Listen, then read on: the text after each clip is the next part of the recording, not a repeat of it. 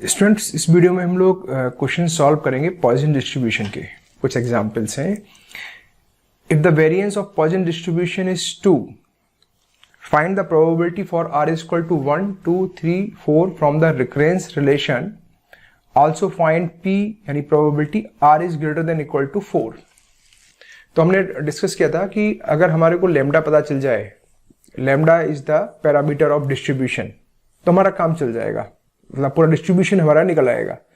तो यहाँ पे वेरिएंस दे रखा है, हमें लेमडा यानी मीन नहीं पता, लेकिन एक चीज पता है कि पॉइसन डिस्ट्रीब्यूशन का मीन और वेरिएंस दोनों इक्वल होता है। तो यहाँ से हमें लेमडा मिल गया।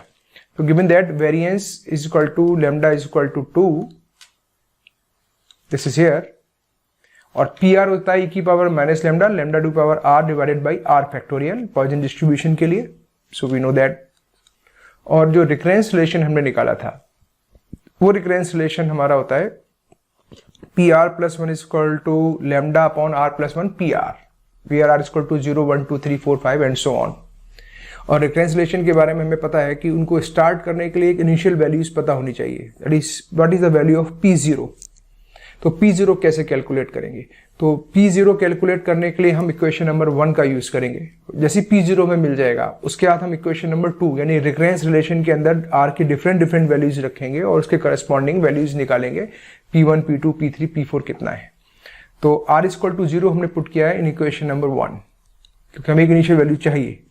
तो ये हो गया e की पावर -2, क्योंकि लेमडा की वैल्यू 2 है, 2 की पावर 0 डिवाइडेड बाई 0 फैक्टोरियल यानी e टू द पावर -2, और e की पावर -2 को जब आप सिंप्लीफाई करोगे कैलकुलेटर से, this value comes out to be 0.1353। This is P0। अब P1 निकालना है, तो P1 हम इक्वेशन नंबर 1 से भी कैलकुलेट कर सकते हैं, लेकिन क्वेश्चन में हमसे कहा है कि हमें वैल्यू निकालनी है रिकरेंस रिलेशन से। तो हमने इस इक्वेशन नंबर 2 के अंदर जो रिकरेंस फार्मूला है हमारा, इसके अंदर हमने r इक्वल टू 0 पुट किया। तो r इक्वल टू जब 0 पुट करोगे, so you will gate P1। Left hand side में P1 इक्वल टू लेमडा की वैल्यू 2 है, देखिए 2 upon 0 plus 1 into P0। P0 की वैल्यू ऑलरेडी कैलकुलेट कर चुके हैं, सारी वैल्यूज रखी, सिंप्लीफाई किया, we get the value of P1 0.2706 is here. अब r इक्वल टू 1 पुट किया इक्वेशन में, तो हमारा जो लेफ्ट हैंड साइड है, this is P2 equal to 2 times, क्योंकि r की वैल्यू 1 है, तो 1 प्लस 1 P1 हमने कैलकुलेट किया है, वैल्यूज पुट करी, will get this value. Similarly we put r equal to 2, so we get P3 equal to 2 upon 2 plus 1 into P2, calculate किया, this is the value. Similarly the last value we put r equal to 3 and simplify this, we get this value। इस question में एक चीज और कह रहा है, this is also find probability r is greater than equal to 4।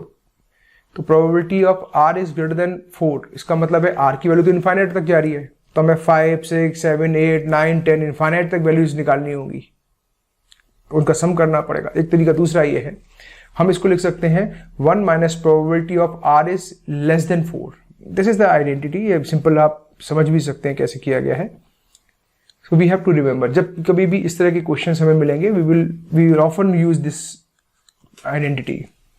So this is 1 minus probability at 0 plus probability at 1 plus probability at 2 plus probability at 3। ये हम ऑलरेडी कैलकुलेट कर चुके हैं प्रीवियसली। This is 0, 1, 2 and 3। वो सारी values यहाँ रखेंगे, simplify करेंगे, and we will get this answer 0.1431। मैं ये कैलकुलेशन इसलिए नहीं कर रहा हूँ, I am giving it to you, कि आप इन कैलकुलेशंस को कीजिए और वेरीफाई कीजिए जो आंसर आ रहा है, वेट इज करेक्ट और not. Now come to next question. Using Poisson distribution, find the probability that ace of spade will be drawn from a pack of well shuffle card at least one in 104 consecutive trials। हमारे पास एक ताश की गड्डी है, उसमें हमने उसको अच्छे से सफल किया हुआ है, और हम उसमें से एक कार्ड ड्रॉ करते हैं, और इस तरह का प्रोसेस, एक कार्ड ड्रॉ करने का प्रोसेस 104 टाइम्स, 104 बार हम उसको रिपीट कर रहे हैं। तो कह रहा है एटलीस्ट एक बार spade of ace of spade निकलेगा ही निकलेगा। तो टोटल हमारे पास जो भी हमारे पास कार्ड के डेक होता है, गड्डी होती है ताश की, उसमें 4 इक्के होते हैं। तो जैसे एक एस ऑफ स्पेड होगा, एक एस ऑफ क्लब होगा, एक एस ऑफ डायमंड होगा, एक होगा एस ऑफ हर्ट। तो स्पेड एक ही होगा, मतलब spade of ace of spade एक ही होगा बेसिकली। तो हम यहाँ पे प्रोबेबिलिटी निकालें, हमारा ऑब्जेक्टिव यहाँ पर है एनपी, यानी लैम्डा मिल जाए, हमें मीन मिल जाए तो हमारा पूरा डिस्ट्रीब्यूशन फॉलो हो जाएगा। तो हमें यहाँ पे गिवन है P, probability of getting an ace of spade in a single draw. एक बार हमने पता खींचा और उसका एस ऑफ स्पेड होने की प्रोबेबिलिटी क्या होगी, दिस इज 1/52, क्योंकि टोटल 52 कार्ड्स होते हैं, इक्का एक ही है, दिस इज 1/52। और टोटली एक्सपेरिमेंट 104 टाइम्स हुआ है, तो n की वैल्यू हो गई 104। सो व्हाट इज लैम्डा, हमने प्रीवियस डिस्कस किया था, lambda is np, basically mean, but this is np। np करके जब सॉल्व किया so will get this, lambda is equal to 2। तो हमें लैम्डा की वैल्यू मिल गई। Now we are assuming r is equal to drawn an ace of spade. हमसे कह रहा है what is the probability that r is greater than equal to 1, कह रहा है एटलीस्ट वंस। इस क्वेश्चन की समझना, एटलीस्ट वंस यानी एक या एक से ज्यादा बार। तो हमें निकालनी probability of r is greater than equal to 1 क्या होगी। तो या तो हम निकालें probability at 1, 2, 3, 4, 5, probability at 6, probability of 7, probability of 8, ऐसे करके 104 तक जाए। और या फिर मैंने अभी कहा था आइडेंटिटी हम बहुत यूज करेंगे, 1 minus probability of r is less then 1। और r हमारा एक डिस्क्रीट नंबर रहे, r की वैल्यू हो जाएंगी 0, 1, 2, 3, दिस इज रैंडम वेरिएबल है, डिस्क्रीट। तो probability of r is less then 1, तो लेस देन 1 में केवल एक r इक्वल टू 0 ही बचता है। तो ये हो गया 1 minus probability at r equal to 0। r equal to 0 की प्रोबेबिलिटी निकालने के लिए हमें ये फार्मूला पता है, P R equal to e की power minus lambda, lambda to की power r divided by r factorial. P0 निकालना है, r की वैल्यू 0, लैम्डा की वैल्यू हमने निकाली, lambda is 2। We put all these value here in this formula and simplify this. So we will get this the probability. Next, fit a Poisson distribution to the following data and calculate the theoretical frequency. This is very good question. ये हमारे पास data है कि किसी hospital में या किसी accident के अंदर कितनी डेथ हुई हैं, वो उन्होंने यहाँ पे कैलकुलेट किया है। 0 डेथ हुई हो ऐसा 122 टाइम्स हुआ है, 1 डेथ हुई हो दिस इज 60 टाइम, 2 डेथ्स हुई हो 15 टाइम्स, 3 डेथ्स हुई हो 2 टाइम्स, 4 डेथ हुई हो दिस इज 1 टाइम। तो ये सारे के सारे प्रोसेस हैं हमारे। ये फ्रीक्वेंसी डिस्ट्रीब्यूशन दे रखा है, इसको अगर हम x मान लें तो उसकी फ्रीक्वेंसी दी हुई है। तो कह रहा है कि इसकी पॉइसन डिस्ट्रीब्यूशन फिट करो और थ्योरेटिकल फ्रीक्वेंसी निकालो। तो पॉइसन डिस्ट्रीब्यूशन का पैरामीटर होता है लैम्डा, लैम्डा मीन्स मीन। तो फ्रीक्वेंसी डिस्ट्रीब्यूशन में जो मीन होता है, अगर आपको याद है, mean is equal to lambda is equal to sigma F I X I upon summation F. तो हम टेबल बनाते हैं x 0, 1, 2, 3, 4, f की वैल्यू होगी 122, 160, 15, 2 and 1। टोटल सम किया, टोटल f की वैल्यू टोटल फ्रीक्वेंसी होगी 200। Similarly fx, f into x, this is 0, 60, 15 into 2, 30, 6 into 2, 3 into 2, 6, 4 into 1, 1। इनको कैलकुलेट किया, that comes out to be 100। So lambda is equal to 100 upon 200, that is 0.5। Okay, so now we have to point what is our theoretical frequencies। तो कैसे निकालेंगे? Required Poisson distribution will be Rn into e की power 0.5 r lambda to power r divided by r factorial। Now question is what is n, capital N। तो यहाँ पर capital N is equal to sigma fi, यानी 200 total, जो हमारी total frequency थी 200। यानी कि थ्योरेटिकली कोई भी एक्सीडेंट नहीं हुआ है तो उसकी जो प्रोबेबिलिटी, यानी कोई भी एक्सीडेंट r हम ले लेंगे, रैंडम वेरिएबल r इस पूरी पॉपुलेशन के ऊपर है, that is given by n into, ध्यान रखिएगा ये फार्मूला कुछ वैसे ही है जैसे हमने बाइनोमियल डिस्ट्रीब्यूशन में पढ़ा था। This formula will give us the frequency. अगर हम इस कैपिटल N को हटा दें तो हमें मिलेगी प्रोबेबिलिटी। कि जीरो एक्सीडेंट होने की थ्योरेटिकल प्रोबेबिलिटी क्या है, लेकिन जैसे हमने इसको n से मल्टीप्लाई कर देंगे वी विल गेट फ्रीक्वेंसी, यानी कि नंबर्स में मिल जाएगा कि इतने एक्सीडेंट आउट ऑफ दिस होना है। तो दिस इज गिवन बाई, अगर हम जीरो की वैल्यू निकालें R0 तो 200 इंटू ई की पावर 0.5 इंटू 0.5 की power 0 divided by 0। So this value हमने फॉर्मूला लिखा है यहाँ पे R n into P R और थ्योरेटिकल फ्रीक्वेंसीज। थ्योरेटिकल फ्रीक्वेंसीज का मतलब यहाँ पर राउंड ऑफ करते जाएंगे हम लोग। तो जीरो एक्सीडेंट, इसको सिंप्लीफाई करना, इस फॉर्मूले में वैल्यू रख के R की वैल्यू 0 पुट करके, और लैम्डा की वैल्यू हमें ऑलरेडी पता है। So we will get 121.36, this comes out to be 121। 1 रखने पर this values comes out 60.65, this is 61। Similarly 2 रखने पर this value comes out to be 15.163, this is 15। 3 रखने पर दिस इज 3, 4 रखने पर this is 0 and sigma F I equal to 200। ध्यान रखना ये इंपॉर्टेंट चीज है कि जो टोटल फ्रीक्वेंसी आए इसका सम जो हमारा n था इस फ्रीक्वेंसी के बराबर होना चाहिए। तो इस तरह से हम राउंड ऑफ करेंगे। अगर नंबर राउंड ऑफ करने में कोई एक आध फ्रीक्वेंसी कम हो रही है तो हम राउंड ऑफ को पॉजिटिव डायरेक्शन में लेके इस फ्रीक्वेंसी को इक्वल कर देते हैं। तो ये हमारी थ्योरेटिकल फ्रीक्वेंसीज है। अगर इनका कंपैरिजन हम करें अपनी प्रैक्टिकल फ्रीक्वेंसी से, जो ऑब्जर्व फ्रीक्वेंसी से, उससे देखिए आप, हम थ्योरेटिकल प्रोडिक्शन कर रहे थे कि कोई भी एक्सीडेंट नहीं होगा, ऐसा 120 टाइम्स होना चाहिए थ्योरेटिकली, और प्रैक्टिकली ऐसा 122 टाइम्स हुआ है। This is almost same. एक एक्सीडेंट होना चाहिए जिसका हम प्रोडिक्शन कर रहे थे कि 61 टाइम्स ऐसा होगा थ्योरेटिकली, ऑब्जर्वेशन में ऐसा 60 टाइम्स हुआ है, ऑलमोस्ट इक्वल है। 2 एक्सीडेंट होंगे, हम थ्योरेटिकल प्रोडिक्ट कर रहे थे कि 15 होगा, 15 टाइम्स ऐसा होना चाहिए, 15 टाइम ही आया है। 3 एक्सीडेंट होंगे, ऐसा हम लोग थ्योरेटिकली एज्यूम कर रहे थे कि 3 बार होगा, लेकिन ऐसा 2 बार हुआ है। और 4 एक्सीडेंट होंगे, वी आर प्रोडिक्टिंग ऐसा कभी नहीं होगा, लेकिन यहां पे ऐसा 1 बार हुआ है। सो this is basically almost in the range. तो ये हमारा थ्योरेटिकल फ्रीक्वेंसी हो गई, और ये हमने पॉइसन डिस्ट्रीब्यूशन इसमें फिट करके वैल्यूज निकाली है। This is again very important question, और इस तरह का क्वेश्चन एक बार एग्जाम में आया था। डिफरेंस सिर्फ 10,000 की जगह 50,000 पैकेट का था। क्वेश्चन कैसे इज, एक फैक्ट्री है जिस फैक्ट्री के अंदर रेजर के ब्लेड बनाए जाते हैं, और उसमें किसी भी ब्लेड के खराब होने की जो प्रोबेबिलिटी है वो 0.002 है, और एक पैकेट के अंदर 10 ब्लेड्स हैं, और इस 10 ब्लेड्स के इस तरह से सपोज करो हमारा 10,000 पैकेट्स हमने तैयार किए हैं। दैट मीन्स एक ब्लेड के खराब होने की प्रोबेबिलिटी 0.001 है। एक छोटा सा पैकेट जैसे रेजर ब्लेड्स का आपने देखा भी होगा, उसमें 10 ब्लेड्स हैं, और ऐसे 10 ब्लेड्स के 10,000 का पूरा एक कंसाइनमेंट है। तो ये कह रहा है कि हमें यहाँ पे प्रोबेबिलिटी बताइए कितने हमारे पैकेट्स ऐसे होंगे जिनके अंदर कोई भी डिफेक्टिव ब्लेड नहीं होगा, एक डिफेक्टिव होगा, या 2 डिफेक्टिव ब्लेड्स निकलेंगे। ऐसे कितने पैकेट्स हो सकते हैं। जबकि हमने डिस्कस किया था कि जब भी हम डिफेक्ट्स के बारे में बात करते हैं, नंबर ऑफ डिफेक्ट्स, तो हमारा पॉइसन डिस्ट्रीब्यूशन लगता है। तो हम यहाँ पे भी पॉइसन डिस्ट्रीब्यूशन अप्लाई करने वाले हैं। तो यहाँ पे सबसे पहले पॉइसन डिस्ट्रीब्यूशन के लिए हमें चाहिए होता है लैम्डा, यानी मीन पता हो। तो हमें पता है लैम्डा इक्वल टू होता है NP. So what is P?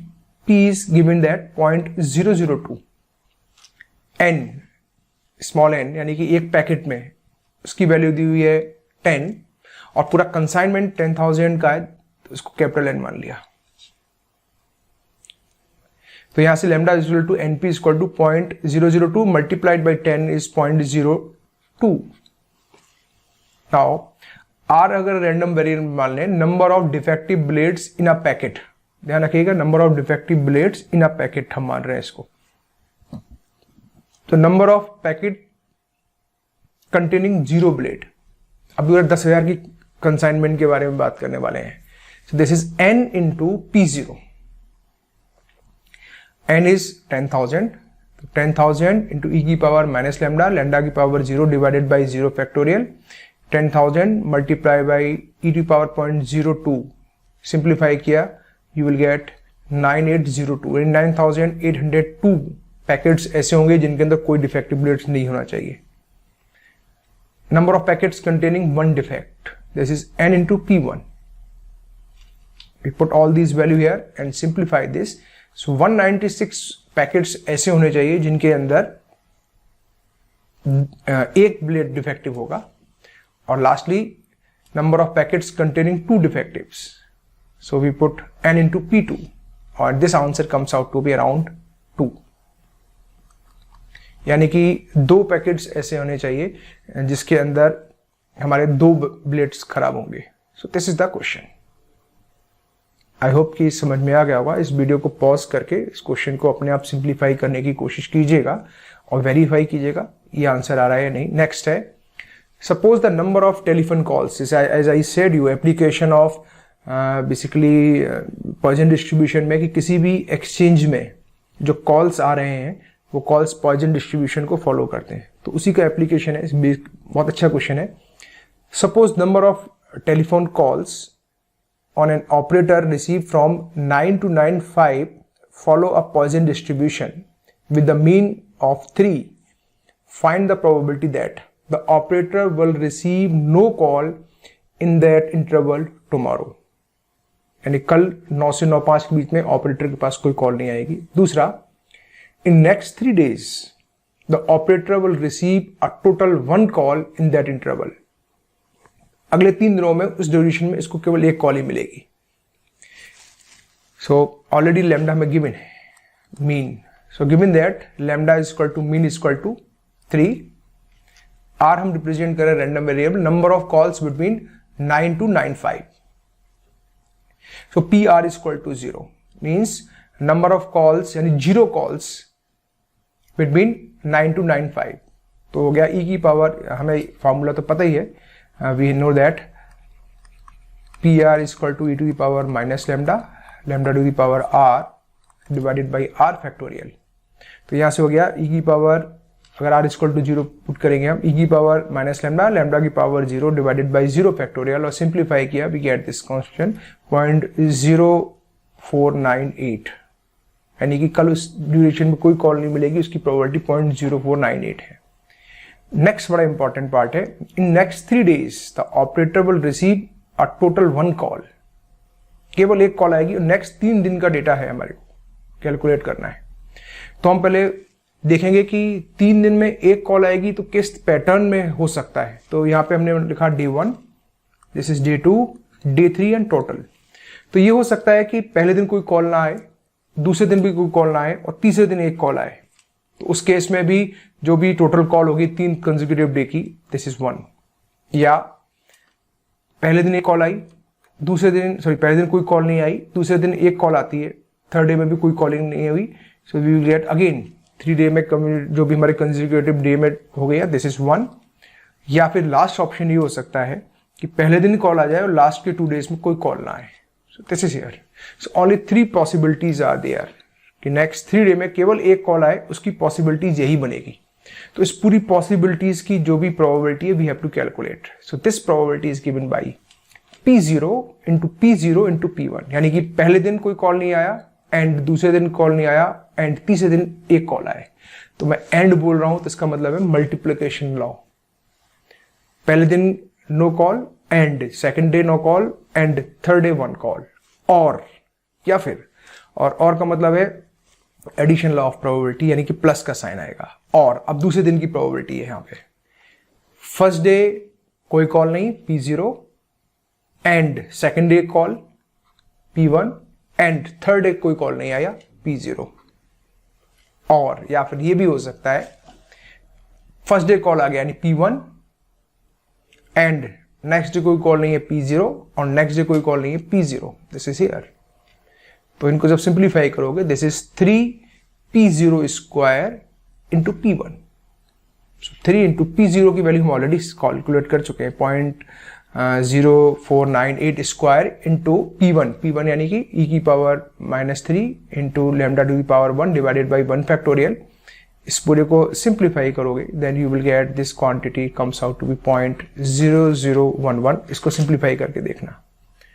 And this is the last question. This is again very good question.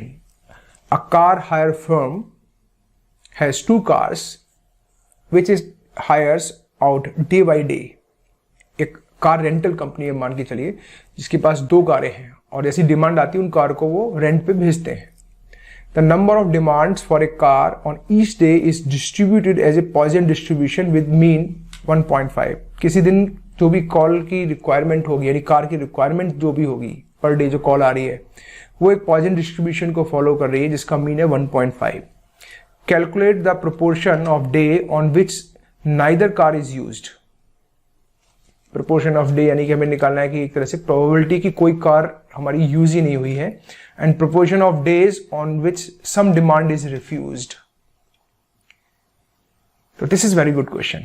Lambda is 1.5। हम random variable R is equal to मान लेते हैं number of car demands in a day. तो पहला कह रहा है कि calculate the proportion of day neither car is used. Neither car is used का मतलब है कोई डिमांड ही नहीं आई, तो मैंने निकाला P R equal to 0। So P R equal to 0 e की पावर माइनस लैम्डा, लैम्डा की पावर 0/0 फैक्टोरियल, सिंप्लीफाई किया 0.223। ये चांसेस है कि किसी दिन कार की कोई कॉल ना आए। Next part what it says, and proportion of days on which some demand is refused. तो कब डिमांड रिफ्यूज करेंगे? जितनी कार है उससे अगर ज्यादा डिमांड आ गई तो हमें रिफ्यूज करनी पड़ेगी, कार है ही नहीं हमारे पास। So that means we have to find PR is greater than 2. Probability that is कि डिमांड है वो 2 से बड़ी हो जाए। तो this can be written as 1 minus probability of R is less than equal to 2। एक चीज ध्यान रखिएगा, यहाँ पर इक्वल टू का साइन होता तो यहाँ पर स्ट्रिक्ट इनइक्वलिटी लगती। यहाँ पर स्ट्रिक्ट इनइक्वलिटी है इस केस में, तो यहाँ पर इक्वल टू का साइन इसके साथ आ गया है। Okay, so 1 minus probability of R is less than equal to 2। तो R की वैल्यू क्या हो सकती है? 0, 1 and 2। क्योंकि जो हमारी कार है या तो कोई डिमांड ना आई हो, या 1 डिमांड हो, या 2 की डिमांड हो। तो दिस इज 1 माइनस, इसको एक्सपेंड कर दिया। R is less than equal to 2 का मतलब है P0 plus P1 plus probability at 2। Calculate किया e की पावर माइनस लैम्डा, लैम्डा की पावर 0.0 फैक्टोरियल प्लस e की पावर माइनस लैम्डा, लैम्डा की power 1 divided by 1 factorial plus e की power minus lambda, lambda square upon 2 factorial. इन सबको simplify करोगे then this is the answer कि 0.1912 इसकी probability है कि आपको डिमांड को रिफ्यूज करना पड़े। सो दीज आर सब examples of our Poisson distribution. Next video में we will discuss next distribution, this is normal distribution. Thank you.